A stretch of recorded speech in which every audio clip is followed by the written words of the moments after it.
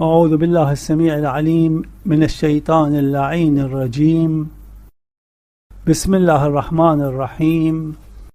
رب اشرح لي صدري ويسر لي أمري واحلل عقدة من لساني يفقه قولي. بعد التوكل على الله سبحانه وتعالى نشرع ببحث جديد. تعريف القرآن السلفي السني ثابت بالتواتر قطعا، قد ذهب منه قرآن كثير، الروايات في هذا الباب أكثر من أن تحصى، فلا تكفر الناس يا أرجاس يا حمير، كما وصفكم ابن عمر تنصد كأنك حمار وقد صدق. تنصد كأنك حمار وقد صدق. المصدر الأول كتاب فضائل القرآن لأبي عبيد القاسم بن سلام. فضائل القرآن للقاسم بن سلام المتوفي سنة 224 هجري قبل البخاري. قال ابن عمر: لا يقولن أحدكم قد أخذت القرآن كله وما يدريه ما كله، قد ذهب منه قرآن كثير. ماذا ذهب منه؟ قد ذهب منه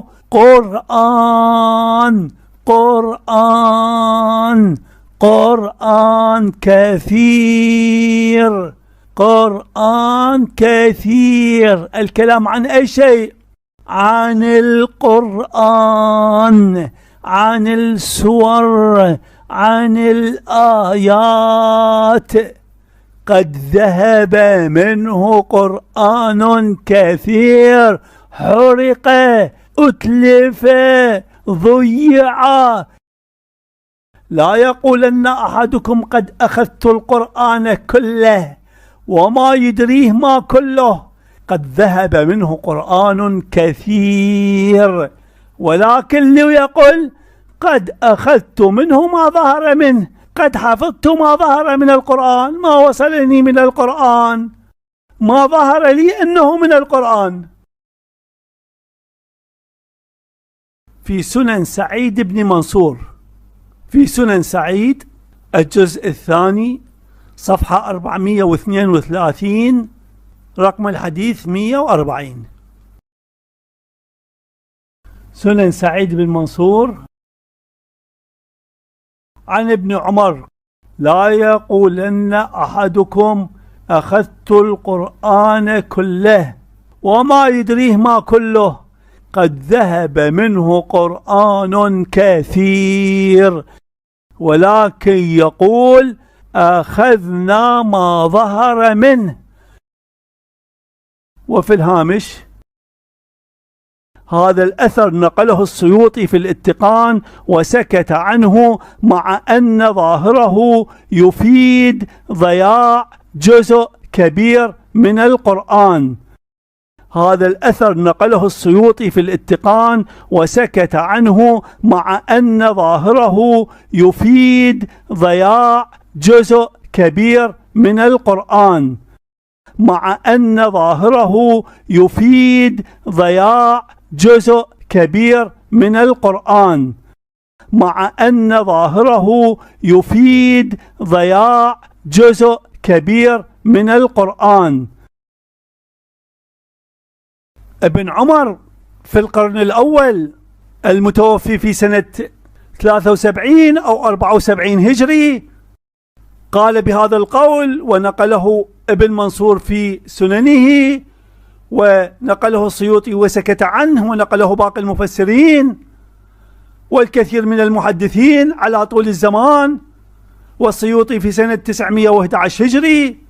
يأتي بعد كل هذا الزمان، بعد 1200 عام، بعد أكثر من 1200 عام، يأتي الحمير مثل الآلوسي وصاحب التعليق هنا وصاحب التعليق النفيس، ونأتي بأخذ كلام حمار ونترك كل ما سبق ونترك العقلاء والعقل والمنطق واللغة والعرف وقوانين التفاهم بين الناس وظواهر الكلام ونصوص الكلام والمعنى المتبادر والمعنى المنسبق إلى الذهن، كل هذا يترك ونأتي بأخذ كلام حمار خنزير رجس بهيمة من قطيع الحمير، نأخذ بهذا ونترك كل شيء، نترك الإنسانية والعقل والمنطق والبشر والعرف واللغة والأجيال وابن عمر وابن منصور والسيوطي وغير هؤلاء، نأخذ بكلام الحمير؟ هل يعقل هذا؟ هل يعقل هذا؟ المصدر الثالث في تفسير الآلوسي روح المعاني المتوفي سنة 1270 هجري. في مقدمة التفسير نقل الآلوسي كلاما لابن شهر آشوب الشيعي المتوفي سنة 588. نقل الآلوسي كلاما لابن شهر آشوب الشيعي ثم للمرتضى الشيعي والطبرسي. إذن الآلوسي ينقل الكلام عن ابن شهر آشوب وعن الطبرسي وعن المرتضى. نقل كلام ابن شهر آشوب من علماء الشيعة ممن يقول بوجود نقص في القرآن، وفي مقابل هذا نقل قول الطبرسي والمرتضى الذي يقول بتمامية القرآن وبعدم وجود التحريف في القرآن. الطبرسي والمرتضى ينفي التحريف ويؤكد على أن القرآن كان مؤلفا مرتبا مكتوبا في عهد النبي صلى الله عليه وآله وسلم. الشيعي ينفي التحريف ويؤكد على أن القرآن كان مؤلفا مرتبا مكتوبا في عهد النبي صلى الله عليه وآله وسلم، وكان القرآن يدرس ويختم بين يدي النبي صلى الله عليه وآله وسلم. وقد جاء الآلوسي بهذا المورد وناقشه، هو أراد أن يبطل ما ذكره الطبرسي في بعض الكلام في بعض ما قاله، لكنه كما هو المعتاد دخل في السفسطة والمغالطات والأباطيل، وفي النتيجة وأوقع نفسه في الفخ وأقر على نفسه وعلى مذهبه وعلى السلفية وعلى السنة، أثبت التحريف اليقيني في القرآن، فقد ثبت الحقيقة اليقينية الدامغة في ثبوت تحريف القرآن عند السلفية والسنة. وقول علماء الشيعة فقهاء الشيعة أقطاب الشيعة قول المفيد القمي المرتضى الطبرسي الذي ينفي التحريف ويؤكد على أن القرآن كان مؤلفا مرتبا مكتوبا في عهد النبي صلى الله عليه وآله وسلم، وكان القرآن يدرس ويختم بين يدي النبي صلى الله عليه وآله وسلم. مولاي إني ببابك مولاي، مولاي إني ببابك مولاي، مولاي إني ببابك مولاي، مولاي إني ببابك مولاي، مولاي إني ببابك مولاي، مولاي إني ببابك مولاي، مولاي إني ببابك مولاي.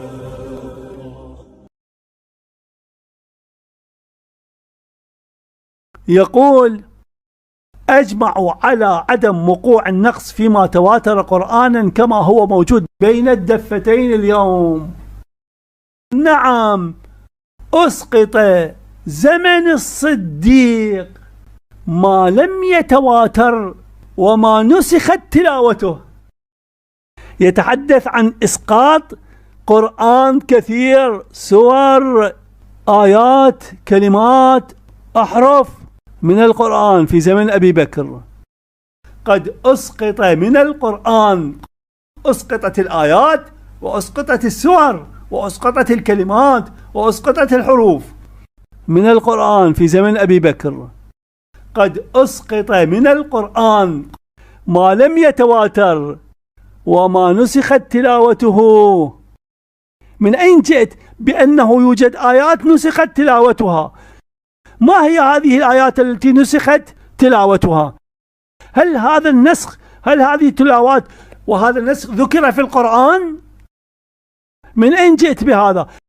من أين لك إثبات هذا النسخ؟ من أين لك إثبات هذه التلاوة وبعد هذا إثبات نسخ هذه التلاوة؟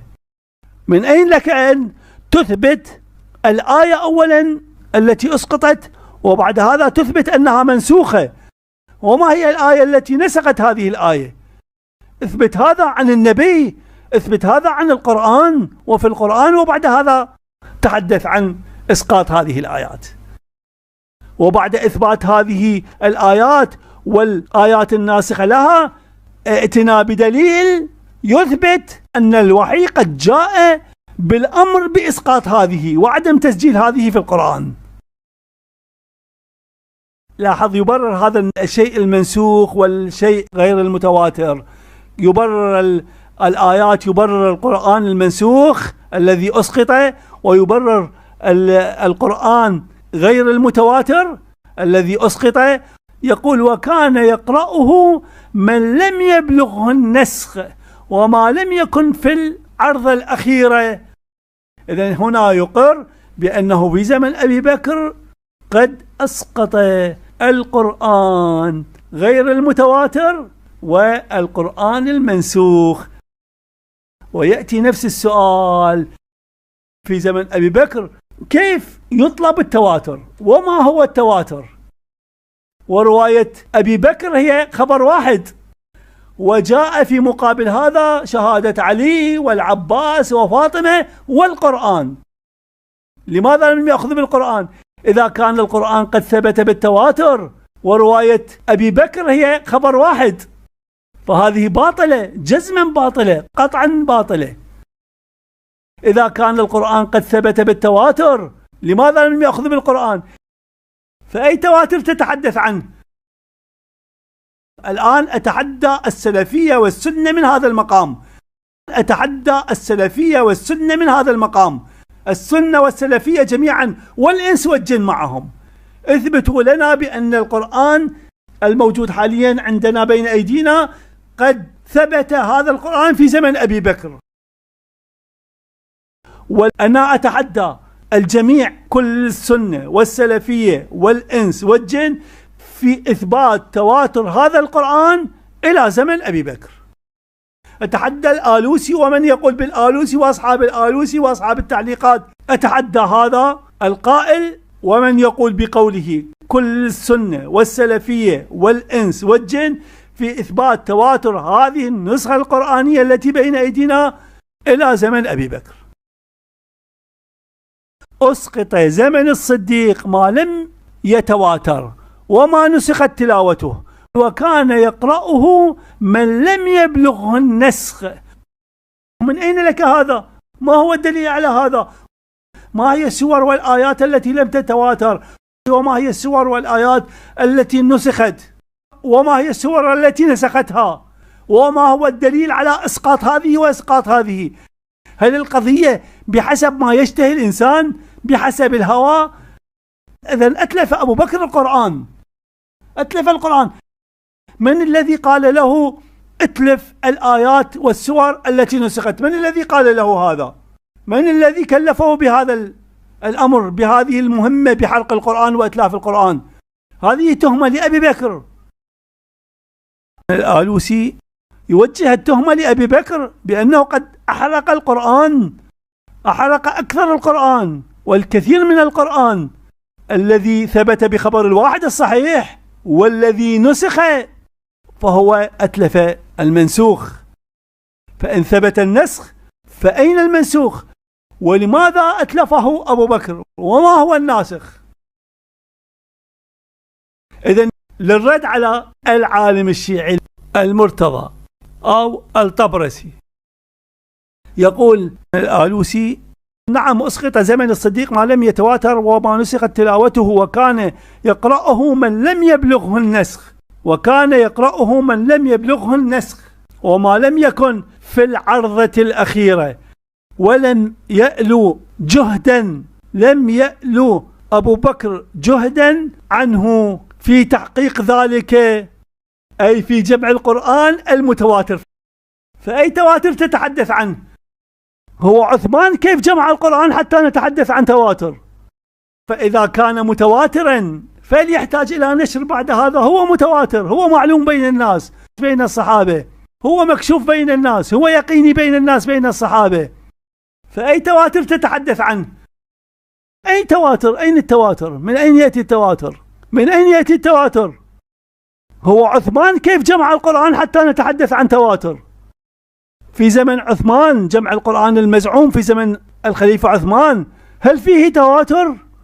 في زمن عثمان جمع القرآن بشاهد واحد وبشاهدين، فأي تواتر تتحدث عنه؟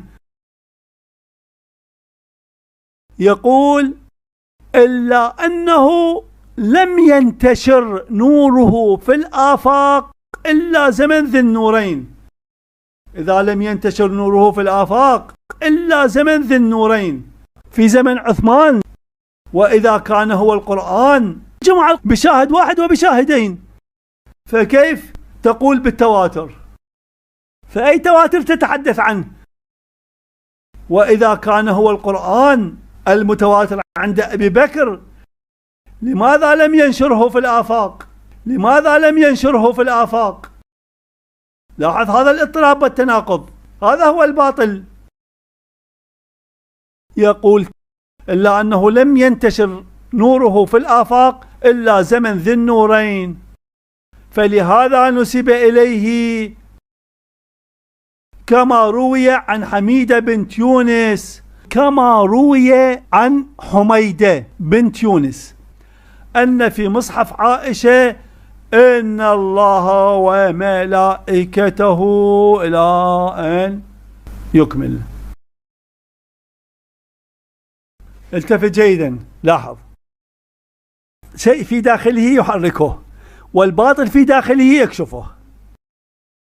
التفت جيدا. إذا تحدث الآن، سرق الفكرة من العالم الشيعي المرتضى والطبرسي وقال هذا القرآن متواتر إلى زمن أبي بكر، لكن مع هذا هو لم يصل إلى ما قاله، ولا يمكن أن يصل إلى ما قاله المرتضى والطبرسي. العالم الشيعي المرتضى الطبرسي قال في زمن النبي، وأثبت هذا في زمن النبي، قد جمع وألف ودرس وحفظ وقرئ أمام النبي وختم أمام النبي صلى الله على محمد وآل محمد. هذا الآلوسي ماذا فعل؟ دفع القضية إلى زمن أبي بكر وأعطى المبررات الباطلة، لكن أين يذهب؟ لاحظ التراث السني مليء بالتحريف، ليس كالتراث الشيعي بالنسبة إلى التحريف. كما قلت لكم التراث الشيعي يتحدث عن نسبة، نعم موجودة، نسبة كذا نسبة كذا عدد كذا عدد كذا، لكن مصادق التحريف في التراث الشيعي بالنسبة إلى النصوص موارد قليلة لا تقارن مع ما ذكر في التراث وفي الكتب السنية، لا يقارن هذا بهذا أبدا.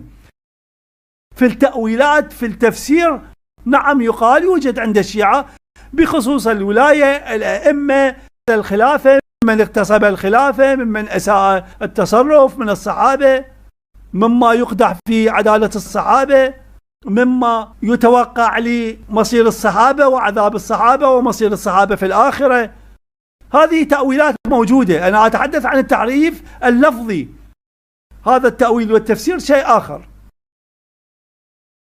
إذن هنا لا يوجد مقارنة بين التحريف في التراث الشيعي التحريف اللفظي زيادة ونقيصة.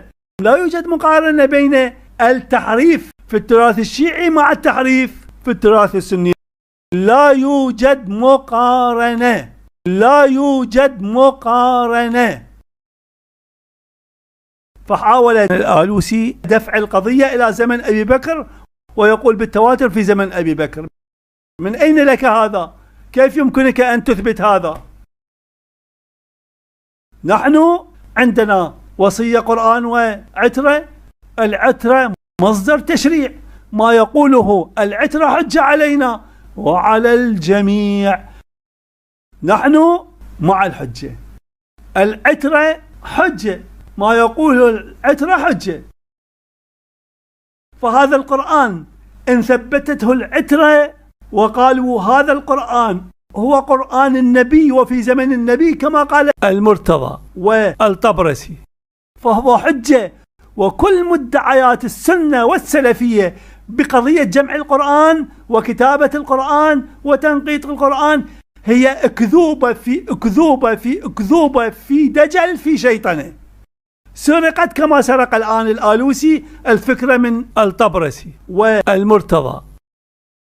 إذن القرآن شيعي، القرآن علوي فاطمي، القرآن حسني حسيني، القرآن باقري صادقي، القرآن من العترة ومن أئمة العترة. هذا هو الثابت، والباقي عبارة عن أكاذيب وتدليس، مفاخر مزيفة تسجل لهذا ولذاك، أكاذيب في أكاذيب. هذا هو الدين، هذه هي الحقيقة، هذا هو الواقع. عندنا وصية قرآن وعترة. العترة مصدر تشريع، ما يقوله العترة حجة علينا وعلى الجميع وعلى الجميع. إن قالوا هذا هو القرآن فأخذنا به، إن قالوا هذا ليس القرآن ولكنه حجة ومنجز ومعذر فأخذنا به. تذهب أمام الله سبحانه وتعالى تقول أنا اتبعت هذا القرآن. لماذا اتبعت هذا القرآن؟ تقول لأني اتبعت العترة. لماذا اتبعت العترة؟ تقول لأن النبي أوصى بالعترة، فأوصى بالقرآن والعترة وليس عندي مصدر تشريع آخر، وقد توفى النبي فأنا أتبع العترة، أتبع وصية النبي، فتكون معذورا أمام الله سبحانه وتعالى. إن أديت العمل وتبين بهذا العمل الفعل الواجب المستحب العبادة، تبين خطأ هذا العمل، أنت معذور. هذه معذرية لأنك اتبعت الطريق الصحيح، اتبعت العترة، والعترة قالت اتبع هذا القرآن. لكن إن قلت الآن قلت لا يوجد قرآن، قرآن محرف والقرآن لا يثبت، ويوجد قول فلان وقول علان، وهذا الصحابي كذا، وهذه القضية معطلة، وهذا القرآن جمع عثمان وذاك جمع أبو بكر، وقلت أنا لا أخذ به، وأنت تركت هذا، ففي يوم القيامة وتذهب بين يدي الله ويتبين بأن الحكم الصحيح، الحكم الصحيح هو الحكم الموجود في هذا القرآن، الحكم الصحيح هو الحكم الذي أشار إليه العترة في هذا القرآن. هل تكون معذورا أمام الله؟ لا. إذن هذا سيكون منجزا ومنجزا عليك وتعاقب لتركك الحكم. هذا هو التنجيز والتعذير في القرآن، هذا هو التنجيز والتعذير في القرآن. فما نص عليه العترة وما ثبت عن العترة هو حجة علينا وعلى الجميع، هو حجة. إذن هو منجز ومعذر، ينجز علينا الحكم الشرعي فيجب علينا الامتثال، وإلا سنعاقب وسينزل علينا العذاب والعقاب. وإن كان منجز ومعذر وتبين بأنه يوجد تحريف، يوجد خطأ في القرآن، يوجد سوء فهم في القرآن، يوجد خطأ في الرواية، فهنا عندما يحتج علينا في الحساب نقول يا ربنا هذا الذي سلكناه في طريق العترة، فيقول إذن أنتم معذورون. بالرغم من أننا لم ندرك الواقع نكون من المعذورين أمام الله سبحانه وتعالى.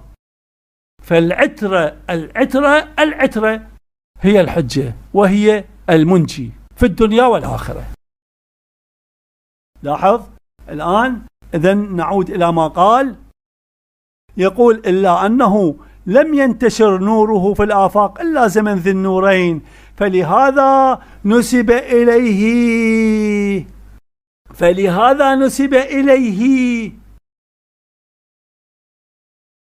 وأكتفي بهذا المقدار من الكلام ونكمل إن شاء الله. والحمد لله رب العالمين، والعاقبة للمتقين، وصل اللهم على محمد وآله الطيبين الطاهرين. وأسألكم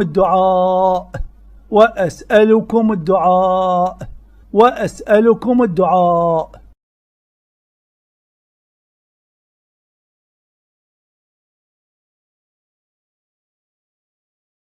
أعوذ بالله السميع العليم من الشيطان اللعين الرجيم.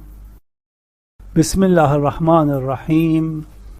رب اشرح لي صدري ويسر لي أمري واحلل عقدة من لساني يفقه قولي. بعد التوكل على الله سبحانه وتعالى نشرع ببحث جديد. تعريف القرآن السلفي السني ثابت بالتواتر قطعا، قد ذهب منه قرآن كثير، الروايات في هذا الباب أكثر من أن تحصى، فلا تكفر الناس يا أرجاس يا حمير، كما وصفكم ابن عمر تنصد كأنك حمار وقد صدق. تنصد كأنك حمار وقد صدق. المصدر الأول كتاب فضائل القرآن لأبي عبيد القاسم بن سلام. فضائل القرآن للقاسم بن سلام المتوفي سنة 224 هجري قبل البخاري. قال ابن عمر: لا يقولن أحدكم قد أخذت القرآن كله وما يدريه ما كله، قد ذهب منه قرآن كثير. ماذا ذهب منه؟ قد ذهب منه